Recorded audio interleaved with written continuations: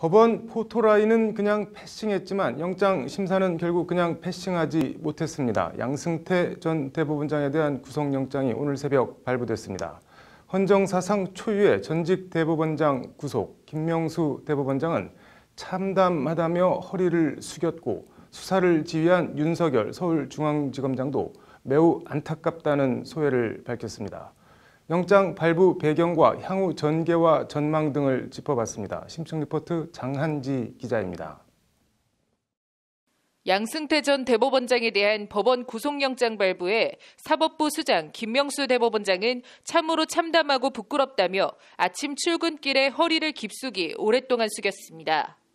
국민 여러분께 다시 한번 송구하다는 말씀드립니다.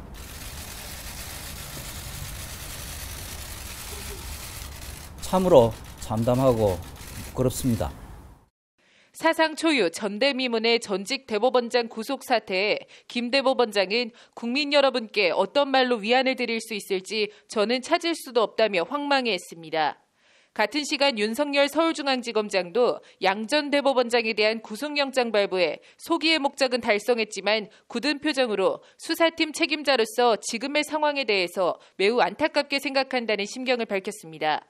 법원은 앞서 오늘 새벽 2시쯤 장고 끝에 양 전 대법원장에 대한 구속영장을 발부했습니다. 범죄 사실 중 상당 부분 혐의가 소명되고 사안이 중대하다. 현재까지의 수사 진행 경과와 피해자의 지위 및 주요 관련자들과의 관계 등에 비춰 증거인멸의 우려가 있다는 것이 법원 영장 발부 사유입니다. 양 전 대법원장이 이번 사태의 몸통임을 법원이 사실상 인정한 겁니다.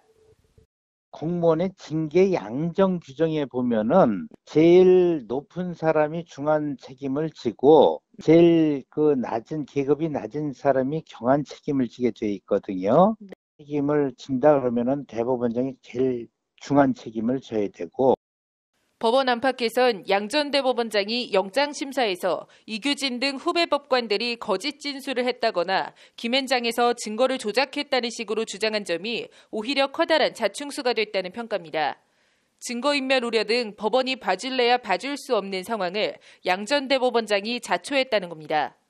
승태 대법원장이나 임종원 차장과 똑같이 이 혐의 사실에 대해서 공모하고 주도적인 입장에 서 있었다고.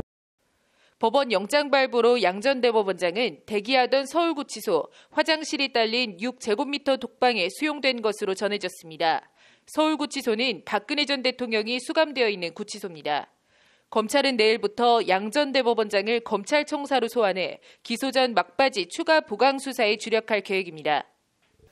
검찰은 양 전 대법원장의 구속기한이 만료되는 다음 달 12일 전에는 사법행정권 남용, 재판거래 연루자들을 일괄 기소한다는 방침입니다.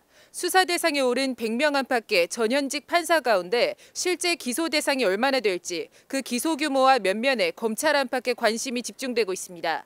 법률방송 장한지입니다.